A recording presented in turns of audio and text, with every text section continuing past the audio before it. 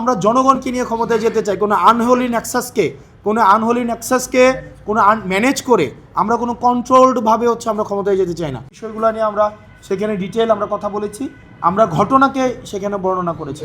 আমরা আমরা আমরা আমরা হচ্ছে যেহেতু আড়াইটা পর্যন্ত আমাদের সময় দিয়েছে, এরপর পরবর্তীতে আমরা আবার বিচার প্রক্রিয়া সন্তুষ্ট কিনা এখন পর্যন্ত যে গতিতে চলছে আর একটা রায় হয়েছে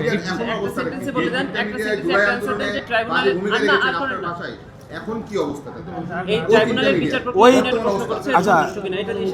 আচ্ছা, বিচার ব্যবস্থা নিয়ে সন্তুষ্ট কিনা সেই বিষয়গুলো নিয়ে আমরা দল আকারে আমরা আলোচনা করে আমরা সেটার একটা লিগ্যাল জায়গা থেকে সেটার একটা আমরা পর্যালোচনা দিব। আমরা কোনো ধরনের আপনি বলছেন যে যারা ক্ষমতায় যেতে চায় তারা এখনো নিয়ন্ত্রণ করছে। ইয়েস, আপনারা কি ক্ষমতায় যেতে চাচ্ছেন না? না, ক্ষমতায় যেতে চাও, আমরা জনগণকে নিয়ে ক্ষমতায় যেতে চাই। কোনো আনহোলি নেক্সাসকে কোনো ম্যানেজ করে আমরা কোনো কন্ট্রোলডভাবে আমরা ক্ষমতায় যেতে চাই না।